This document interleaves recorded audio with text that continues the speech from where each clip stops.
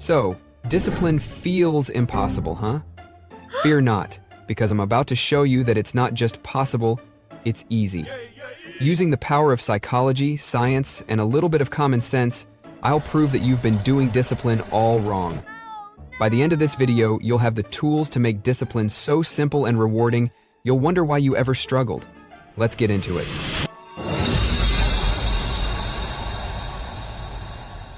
Here's the deal. Most people think discipline is all about grinding, suffering, and forcing yourself to do things you hate. Spoiler alert, it's not. The problem isn't you, it's your approach. Imagine treating discipline not as a chore, but as a strategy. One that fits your life, feels good, and actually gets results. In this video, I'll break it down into actionable steps, backed by science, so you can finally make discipline your superpower. You're not lazy, you're not weak, you've just been using the wrong playbook. Stick around, and I'll show you how to fix that. 1. Reframe discipline as fun and rewarding. Did you know that discipline doesn't have to feel like punishment? Shocker, I know. But here's the truth. It can actually be fun. Yes, fun. And before you roll your eyes, let me explain. A while back, I hated working out. I mean, the thought of waking up early, dragging myself to the gym, and lifting heavy things just to put them back down, not exactly thrilling. But one day I made a bet with a friend. Whoever skipped a workout had to buy the other a $20 steak dinner. Suddenly, hitting the gym wasn't just a chore, it was a challenge. And guess what? I started looking forward to it. Why? Because every time I showed up, I got to text my friend, "Enjoy your salad tonight, loser."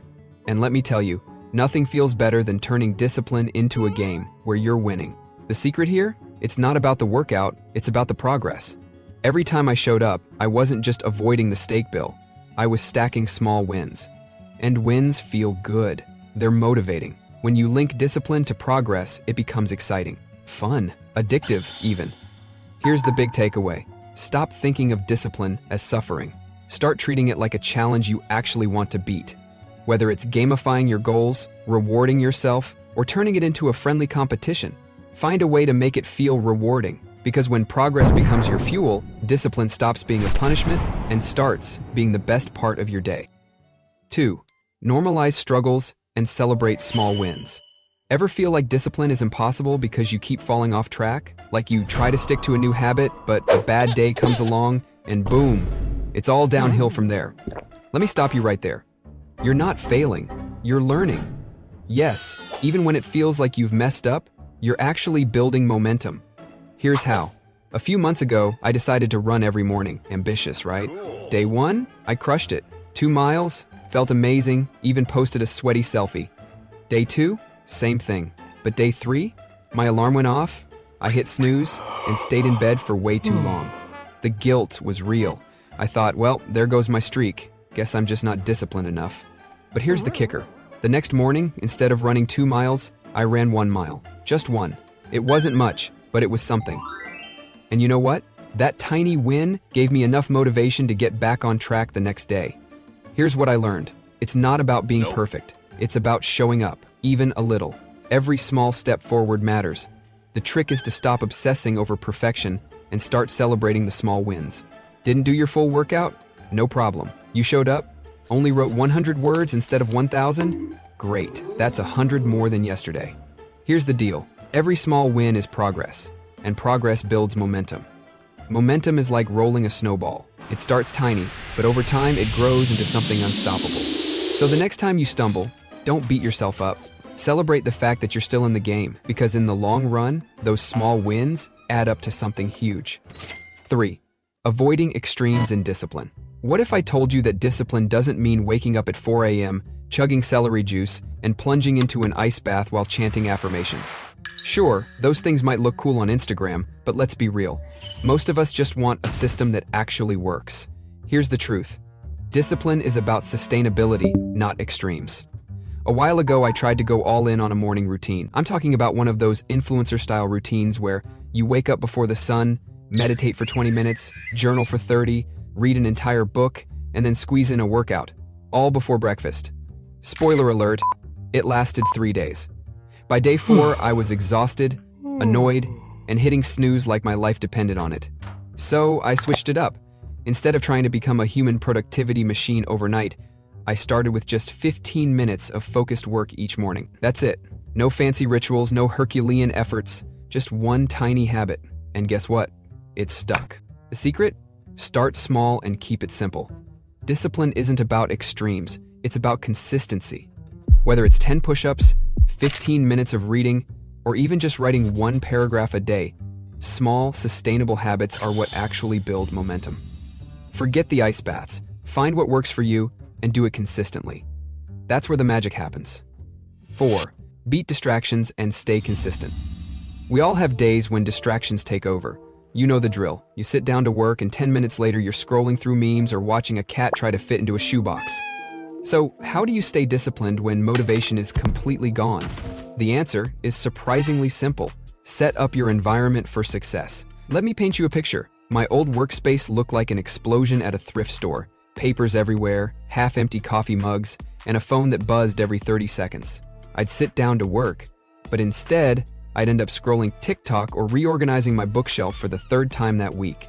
One day, I had enough. I cleaned my desk, put my phone in another room, and set up a timer for 25 minutes of uninterrupted focus. The difference was night and day.